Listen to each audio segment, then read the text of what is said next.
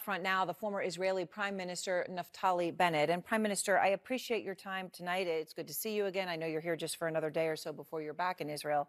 The U.S. Intelligence Committee assessment, which I just shared a moment ago, says that Netanyahu's viability as a leader may be in jeopardy, that massive protests, even more massive than prior, demanding his resignation are expected. Do you agree with the U.S. intelligence assessment?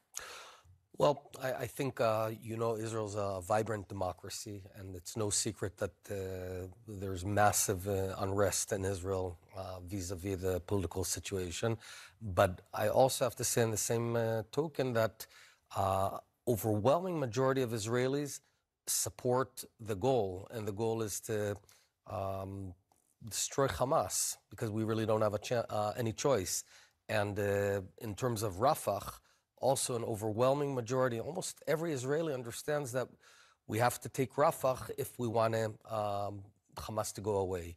And as I said, knowing that Hamas is telling us that they're going to attack us again and again and again, we really have no choice.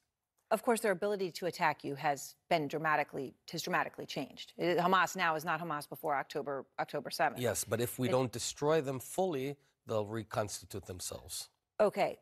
Nonetheless, you can't leave a bit of Hamas, so then we'll see Hamas rebuild itself, rearm itself, and we'll meet them another 2 years down the road. That's something that Israel tried for 17 years.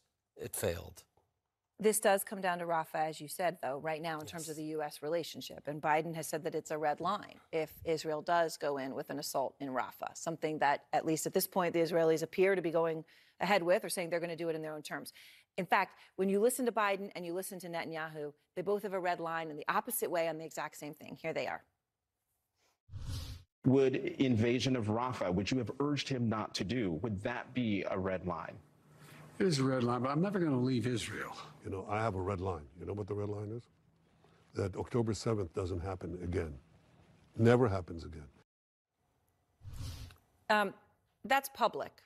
They're both very frustrated with each other, and it's very open. I mean, you heard President Biden after the State of the Union, right? He wasn't even upset to be overheard criticizing Prime Minister Netanyahu. How deep do you think the rift is between them right now? Well, you know, always there's personal issues and stuff like that, but I think that we can resolve this by achieving two goals. One is to destroy Hamas, and the second is to ensure that the 1 million Gaza citizens that are in Rafah are moved from Rafah before we take Rafah. So if we do those two things, I think both the leaders can do it. Realistically, where do you move to the area north of Khan Yunis? There's a fairly big area where we can allow them to be for the meantime. Look, it's not a five-star hotel. It's not pleasant there. Nothing here is something that we wanted to do. This is a big problem. We didn't choose our neighbors to be Hamas, Islamic Jihad, Hezbollah. I wish our neighbors were Vermont and Connecticut, but they aren't. And we got to deal with it. And no one's going to do it for us. And I think every Israeli... At this point, though, wouldn't you go after Sinwar and the other leaders of Hamas one by one at a time and place of your choosing, much like the United States did with Osama bin Laden, as opposed to continuing to have an assault in which innocent people are dying every single day? Well, because it's not about only Sinwar. Even if you take out Sinwar, you still have this organization called Hamas, and we have to dismantle the organization so it doesn't rebuild itself. And you still think it's a strong enough, deep enough organization after everything you've done to reconstitute itself as it was before? Yes. You need to reach a critical mass of surrender and destruction of Hamas in order for it not to be able to rebuild. Politico is reporting that Biden is so upset by the issue in Rafah that he may condition military aid to Israel. So specifically, that if Israel moves forward with a large-scale invasion of Rafah, that the United States could withhold military assistance and weaponry to Israel. Now, obviously, over history, Israel is by far the single largest recipient of U.S. foreign aid in history. Council on Foreign Relations has it about $300 billion, adjusted for inflation.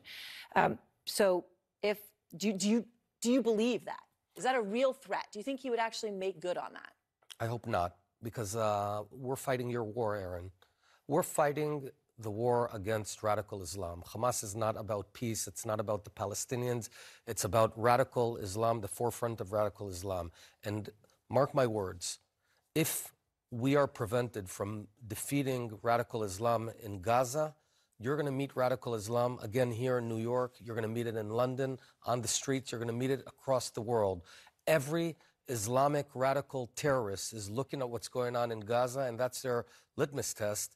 Do we have the resolve? And we knew it's going to be tough. We knew that. But you can't stop in the middle just because it's tough. You know, I want to tell you something.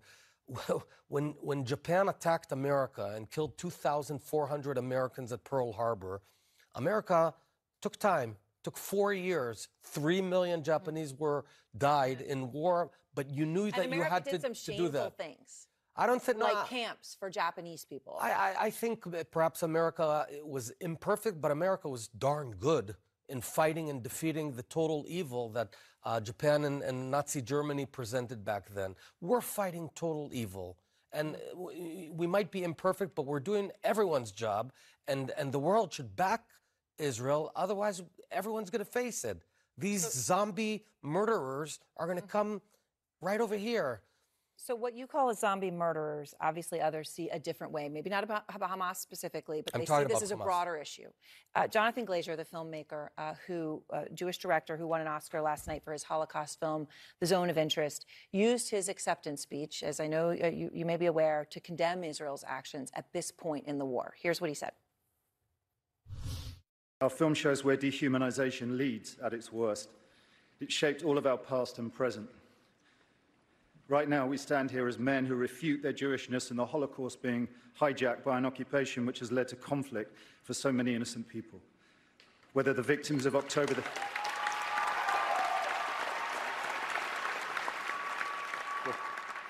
7th in Israel or the ongoing attack on Gaza, all are victims of this dehumanization. How do we resist? We stand here as men who refute their Jewishness on the Holocaust being hijacked by an occupation, and then the applause. Your response to that? It's shameful. He thinks he's distancing himself from Israel and somehow he'll be loved. You know, Jews have tried the approach of being murdered again and again and hoping for sympathy. That's not something that I believe in. I think that we need to be strong. We need to be proud. We're on the right. Nobody in Israel wanted this. No one wanted it. We were on our festival in Israel, and on that morning, I remember it just like right now, that morning at 6:30 in the morning when Hamas attacked and murdered and raped our women and kidnapped our kids and burnt entire families. So who's he kissing up to?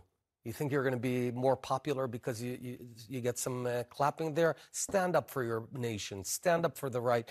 And you know what? This is not only about Jews. It's about right and wrong. And I have moral clarity. They are in the wrong. We're in the right. Stand behind us. All right, Prime Minister Bennett, I appreciate your time. Thank you very much. Thank you.